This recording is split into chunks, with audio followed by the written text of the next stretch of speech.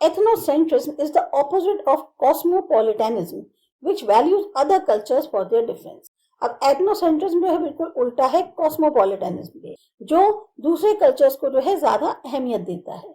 A cosmopolitan outlook does not seek to evaluate the values and beliefs of other people according to one's own.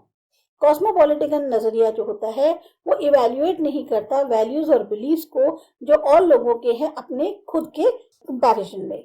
It celebrates and accommodates different cultural propensities within its folds and promotes cultural exchange and borrowing to enrich one's own culture. वो खुश भी होता है, celebrate भी करता है, accept भी करता है अलग अलग कल्चर प्रोपेनिसिटीज को. प्रोपेनिसिटी का मतलब हो गया एक खास तरीका बिहेव करने का अपने खुद के में, और प्रमोट करता है कल्चरल एक्सचेंज को, और अपनी जो खुद के कल्चर है उसको और ज्यादा एनरिच करने के लिए और चीजों को एक्सेप्ट भी करता है. The English language has emerged as a leading vehicle of international communication through its constant inclusion of foreign words into its vocabulary. अब जो इंग्लिश लैंग्वेज है वो खास तौर से एक मेन लैंग्वेज निकल के आई है इंटरनेशनल कम्युनिकेशन में, क्योंकि लगातार उसमें जो है नए नए वर्ड्स जो हैं उसकी वोकैबुलरी में ऐड किए जा रहे हैं. Again, the popularity of Hindi film music can be attributed to its borrowing from Western pop music as well as from different traditions of Indian folk and semi-classical forms like the Bhangra and Ghazal. इसी तरह से Hindi film music जो है वो भी अपनी कैसे इतना फेमस है क्योंकि उसने बहुत सी और चीजें हैं जो अपनाई हैं. जो वेस्टर्न पॉप म्यूजिक भी उसने अपनाया, या अलग अलग ट्रेडिशंस जो इंडियन फोक के हैं, सेमिकल क्लासिकल फॉर्म्स हैं, भांगड़ा है, गजल है, इन सब को उसने जो है एक्सेप्ट किया और अपने म्यूजिक में डाला, जिसकी वजह से हिंदी जो म्यूजिक है, फिल्म म्यूजिक, वो काफी फेमस है. A modern society is appreciative of cultural difference and does not close its door to cultural influences from abroad. जो मॉडर्न समाज है वो कल्चरल डिफरेंस की तारीफ करता है, और ऐसा नहीं है कि जो कल्चरल दूसरों का प्रभाव है बाहर से उसके लिए अपने दरवाजे बंद कर देता है कि नहीं हमें बाहर का एक्सेप्ट ही नहीं करना है. But such influences are always incorporated in a distinctive way which can combine with the elements of indigenous culture. अब ऐसे जो प्रभाव होते हैं वो बिल्कुल अलग ही तरीके से अपनाए जाते हैं, वो हमारे जो अपने खुद का स्वदेशी कल्चर है उसके एलिमेंट्स के साथ जो हैं कंबाइन हो जाते हैं. The English language, despite its foreign inclusions, does not become a separate language, nor does Hindi film music lose its character through borrowing. अब जैसे इंग्लिश लैंग्वेज उसमें भले ही बहुत सारे वर्ड्स जो हैं वो उसके अंदर इंक्लूड किए गए हैं, लेकिन उससे भी वो एक अलग लैंग्वेज नहीं बन गई. ना हिंदी फिल्म म्यूजिक जो है उसका अपना कैरेक्टर खत्म हुआ, जबकि उसने बहुत सारे और म्यूजिक के तरीकों को जो है अपनाया है. The absorption of diverse styles, forms, sounds and artifacts provides an identity to a cosmopolitan culture. ये जो अलग अलग तरीके के स्टाइल्स हैं, फॉर्म्स हैं, साउंड्स हैं, आर्टिफैक्ट्स हैं, ये सब जो हम अपने एक म्यूजिक में डालते हैं या हम अपने जो भी कल्चर में डालते हैं वो एक पहचान होती है कॉस्मोपॉलिटन कल्चर की.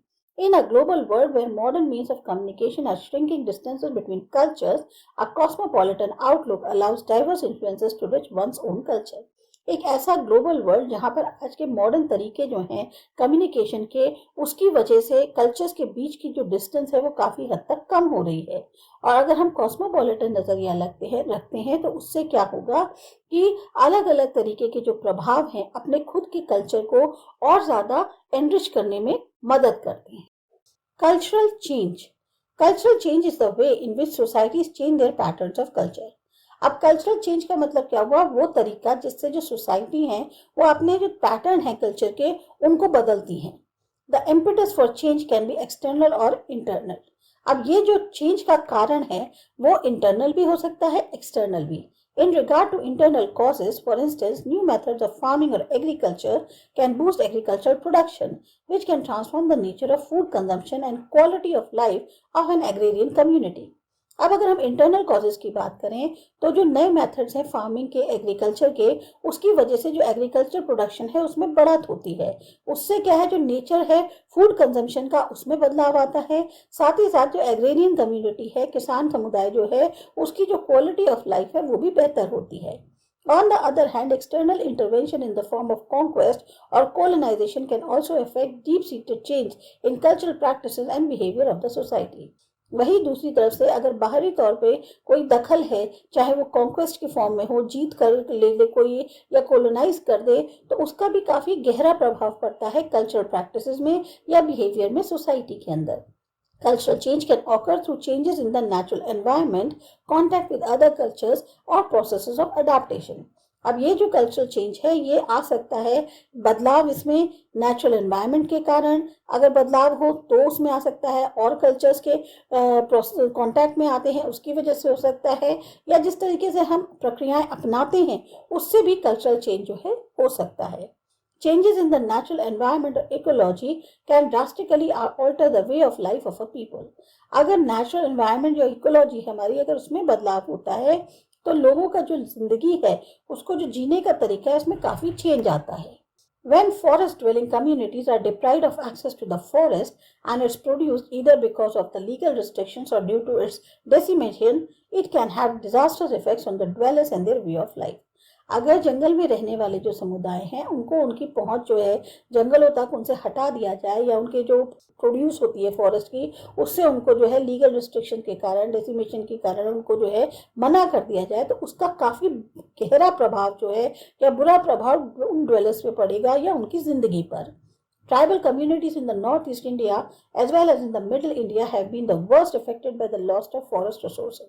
जो आदिवासी समुदाय हैं नॉर्थ ईस्ट इंडिया में या मिडिल इंडिया के अंदर, उन पर सबसे ज्यादा बुरा प्रभाव पड़ा है जब से ये फॉरेस्ट रिसोर्सेज जो है उनको खत्म हुए हैं। English may soon conquer the world. Some of the English words in vogue include air dash, chuddies, chai, crores, dacoit, desi, dicky, gora, jungly, lac, lumpet, optical, prepone, stepney and would be, ये सारे जो हैं English words हैं। Air dash air से travel करना, चड्डीज अंडरपैंट्स को बोलते हैं, चाय इंडियन टी है, करोर्स यानी 10 मिलियन की बात कर रहे हैं, डेकॉइट थीफ हो गया चोर, देसी लोकल की हो गई, डिक्की यानी कार का जो बूट होता है, गोरा सफेद इंसान, जंगली जो सिविलाइज नहीं है, लाख 100,000 हो गया, लैम्पर्ट थग हो गए, ऑप्टिकल यानी स्पेक्टिकल्स को बोलते हैं, प्रीपोन आगे लाना, स्टेफनी स्पेयर टायर जो है, वुड बी चाहे फियांसे हो या फियांसी हो। English contains many words and phrases that Britons और Americans may not easily understand according to a report. English में बहुत सारे ऐसे वर्ड्स और फ्रेजेस हैं जो ब्रिटेन या अमेरिकन्स नहीं समझ सकते, और एक रिपोर्ट के अनुसार some are archaic relics of the Raj such as pukka. अब कुछ इसमें आर्केइक हैं, वो वर्ड्स, आर्केइक का मतलब कि जो अब चलन में नहीं है, बहुत ज्यादा ओल्ड फैशन वर्ड हो गए, या रिमेन्स हैं जो या बहुत पुराने वर्ड्स हैं राज के, जैसे पक्का हो गया।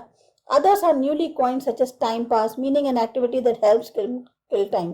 अब इसी तरह से टाइम पास का मतलब क्या हो गया, एक ऐसी एक्टिविटी जो हमको समय काटने में मदद कर रही है। India success in attracting business has recently produced a new word. अब इंडिया की ये जो सफलता है कि वो बिजनेस को अपनी ओर आकर्षित कर पा रही है, उसने एक नया ही वर्ब प्रोड्यूस किया है। Those whose jobs are outsourced to India are said to have been Bangalore. अब जो लोग जो हैं जो आउटसोर्सिंग कराते हैं काम की इंडिया के अंदर, उनको कहा जाता है कि उनका काम जो है वो बैंगलोर किया गया है। मतलब कि ज्यादातर आउटसोर्सिंग जो है कहाँ पर होती है, बैंगलोर वगैरह की साइड में, आईटी वगैरह की, तो एक तरह से उनका जॉब जो है आउटसोर्सिंग है कहाँ बैंगलोर किया गया है। Along with evolutionary change, there can also be revolutionary change. अब evolutionary change तो है, उसके साथ revolutionary change यानी क्रांतिकारी बदलाव भी आता है। When a culture is transformed rapidly and its values and meaning systems undergo a radical change, then revolutionary changes takes place. अब एक कल्चर में बदलाव बहुत तेजी से आ रहा है, उसके वैल्यूज, उसके मीनिंग्स जो है, उनके जो सिस्टम्स हैं उनमें एक बहुत तेजी से चेंज आया, तो ऐसे में हम कहते हैं कि रेवोल्यूशनरी चेंज हुआ है। Revolutionary change can be initiated through political intervention, technological innovation और ecological transformation. अब ये revolutionary change जो है कैसे हो सकता है, पॉलिटिकल दखल के थ्रू भी हो सकता है, नई तकनीक का जो है इनोवेशन हुआ है उसके थ्रू हो सकता है, या फिर नेचुरल तौर से बदलाव आया है। The French Revolution transformed French society by destroying the estate system of ranking, abolishing the monarchy, and inculcating the values of liberty, equality, and fraternity among its citizens. अब जो फ्रेंच रिवॉल्यूशन हुआ उसने बिल्कुल बदल के रख दिया फ्रेंच सोसाइटी को। उसने जो एस्टेट सिस्टम था रैंकिंग का वो खत्म कर दिया, मोनार्की खत्म कर दी, और जो लिबर्टी, इक्वालिटी और फ्रैटर्निटी की जो वैल्यूज थी उनको इस लोगों के दिमाग में ज्यादा भरा। When a different understanding comes to prevail, culture change occurs. जब कुछ ऐसी समझ होती है जो थोड़ी अलग होती है और वो लागू होती है, तब ऐसे में कल्चर चेंज आते हैं। Recent years have seen an amazing expansion of the media, both electronic and print. अभी हम लोगों ने कुछ ही साल हैं, या कहना चाहिए एक हाल फिलहाल की बात करें तो बहुत ज्यादा मीडिया का, चाहे इलेक्ट्रॉनिक हो या प्रिंट हो, इसका बहुत ज्यादा विस्तार हुआ है। Do you think the media has brought about an evolutionary और रेवोल्यूशनरी चेंज? अब आपको क्या लगता है मीडिया की वजह से क्या आया है, एवोल्यूशनरी या revolutionary change? We are familiar with the various dimensions of culture now. अलग अलग तरीके के कल्चर्स के बारे में हम पूरी तरह से एक तरह से अवेयर हो चुके हैं। To return to the point we started with in chapter 1 about the interplay between the individual and society, we now move on to the concept of socialization. अब दोबारा हम फिर अपने उसी पॉइंट पे आते हैं जिससे हमने चैप्टर की शुरुआत करी थी चैप्टर 1 में, कि इंडिविजुअल और सोसाइटी के बीच का जो इंटरप्ले है उसके बारे में बात करते हैं। तो इसके लिए हमें चलना होगा सोशलाइजेशन के कॉन्सेप्ट को समझना।